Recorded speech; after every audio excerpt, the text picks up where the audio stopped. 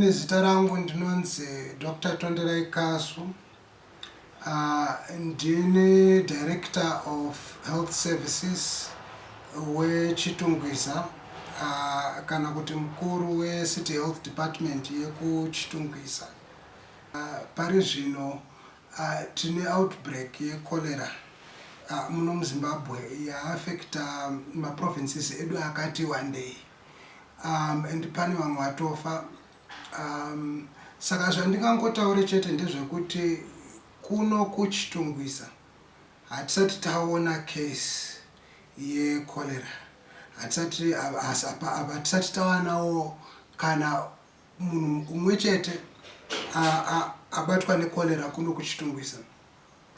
Asi tinoda kuchenjerera, handiti, because chirwere chinogona kusvika chinogona anytime, just like that. Saka tinenge tichida kuti tirambe takachenjera, tirambe tiri kushanda nesimba kuitira kuti tinenge tichita zvekudzivirira chirwere chacho. Pari zvino isu seChitungwiza municipality zvatakakwanisa kuita ndezvekuti panyaya yemvura takadrilla maboreholes 25 under devolution funding. Takadrilla maboreholes 25 muChitungwiza because Chitungwiza ine mawards 25, saka takadrilla maboreholes one for each and every ward in Chitungwiza kuti vanhu vedu vakwanise kuwanawo mvura zvinyore. Takabatsirwawo futi neprogram yapresident nekuti His Excellency wangowanewo program yavo yekudrillawo maboreholes, saka vakauya vakatibatsirawo kuno kuChitungwiza. Chimwe chacho chatiri kuita, tiri kufambawo mudzimba dzevanhu tichivabatsirawo neinformation. Tiri kuita inonzi advocacy and awareness, and kumaclinics edu, kuma-health facilities edu ese tiri kustrengthena yatinoti surveillance nedata management. Tiri kustrengthena tiri kusimbisa yatinoti surveillance nedata management, because tiri kuda kuziva kuti kana cholera yapinda mumusha toda kukasika kuzviziva. In terms of yatinoti isusu preparedness kana kuti kugadzirira, takatogadzirira kuitira kuti panongotanga cholera muChitungwiza pane zvatinokwanisa kuita kuti tikwanise kuita kubatsira situation yacho.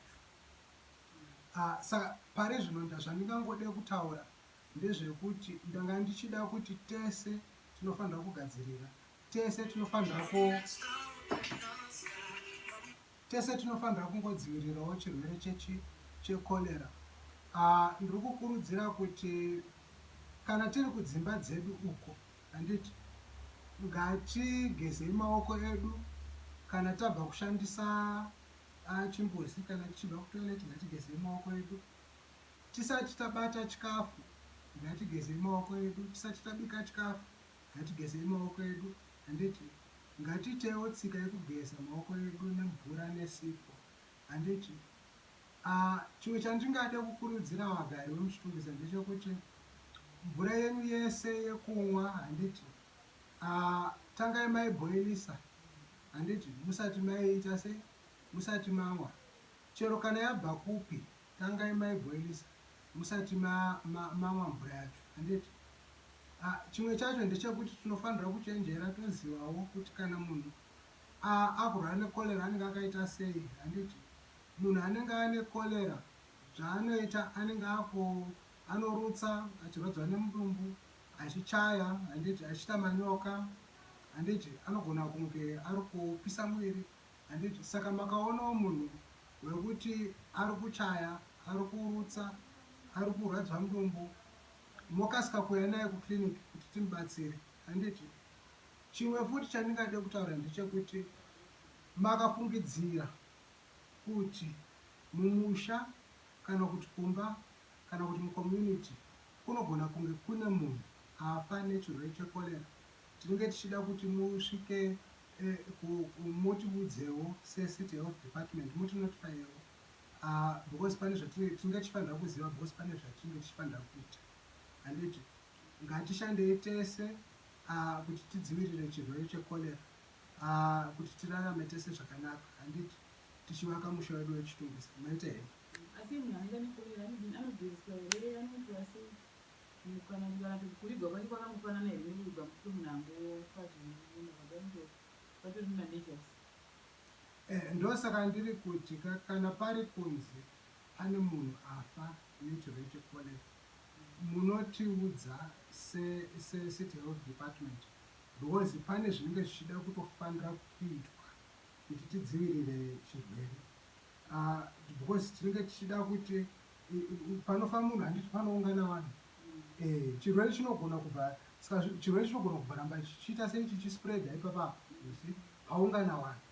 Saka zvinodawo vanhu veutano kuti vapindire nyaya yacho, vaone kuti chero kana muri kuchema, hamusi kuchema muchiita sei, muchispreada chirwere.